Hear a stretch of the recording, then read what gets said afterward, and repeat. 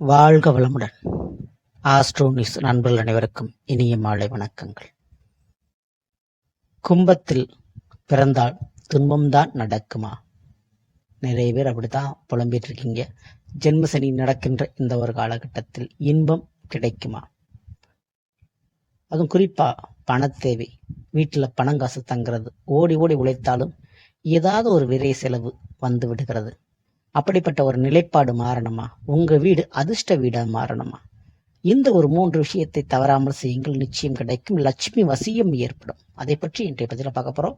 கும்பராசியில பிறந்தவங்க ஃபுல்லா இந்த பதிவை பாருங்க. நம்ம சேனலை மறக்காம சப்ஸ்கிரைப் பண்ணி வச்சுக்கோங்க.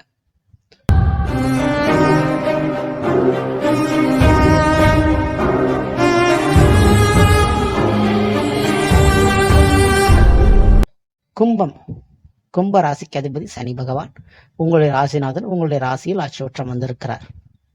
2ல் ராகுவான் இருக்கிறார் இந்த வருடம். சோ ராகு என்கிற ஒரு கிரகம் சர்ப கிரகம்.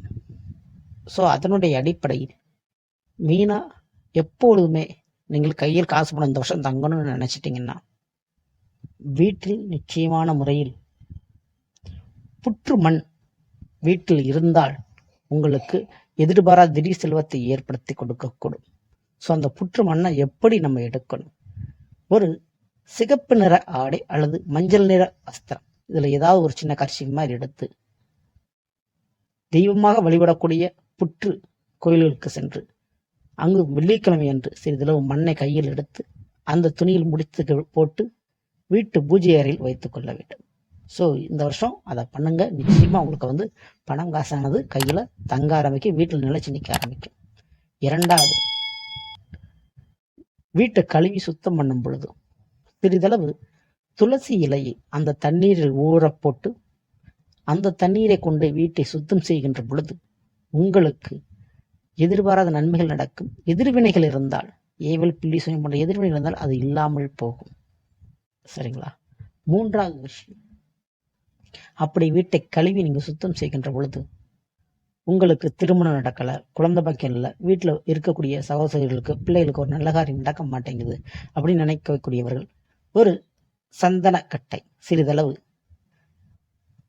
எடுத்து அதை தண்ணீரில் ஊற வைத்து அந்த நீரை வீட்டை கழுவி சுத்தம் செய்யுங்கள். இதை அடிக்கடி செய்கின்ற பொழுது வீட்டிற்கு குரு பலன் கிடைத்து மிக விரைவிலேயே மங்கள காரியம் நடக்கும்.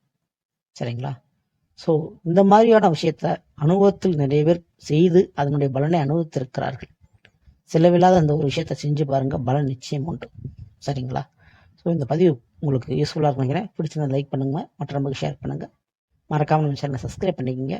அடுத்த பதிவு சந்திப்போம். நன்றி, வணக்கம், வாழ்க வளமுடன்.